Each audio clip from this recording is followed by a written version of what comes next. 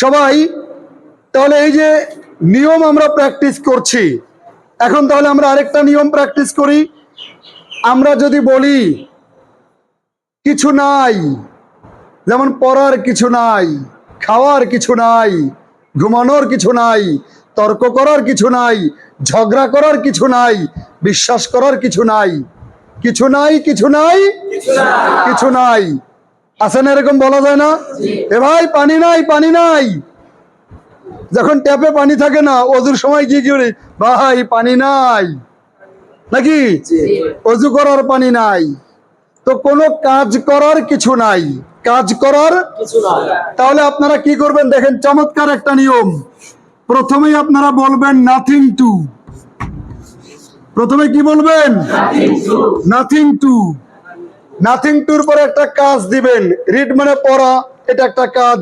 Nothing টুর পরে একটা কাজ দেন, নাথিং টু রিড, পড়ার কিছু নাই, লেখার কিছু নাই।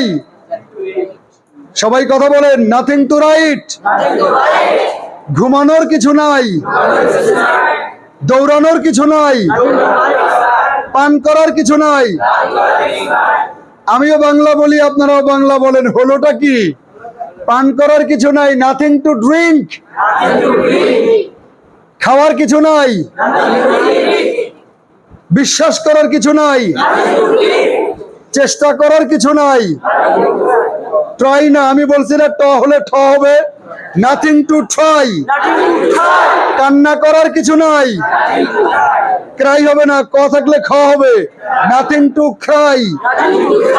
আমার সাথে বলেন, nothing to cry, nothing to try, nothing to read, nothing to write, nothing to go, nothing to run, nothing to believe, nothing to speak in English, nothing to speak in Bangla, nothing to believe, nothing to understand. আপনি কাউকে তো বলতেই পারেন, এই বোঝার কিছু নাই, nothing to understand. আপনি কাউকে বললেন ব্যাখ্যা করার কিছু নাই, ব্যাখ্যা করার ইংরেজি এক্সপ্লেইন, নাথিং টু এক্সপ্লেইন।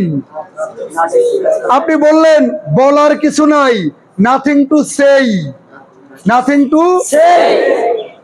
নিয়মটা কি ভালো লাগে নাই?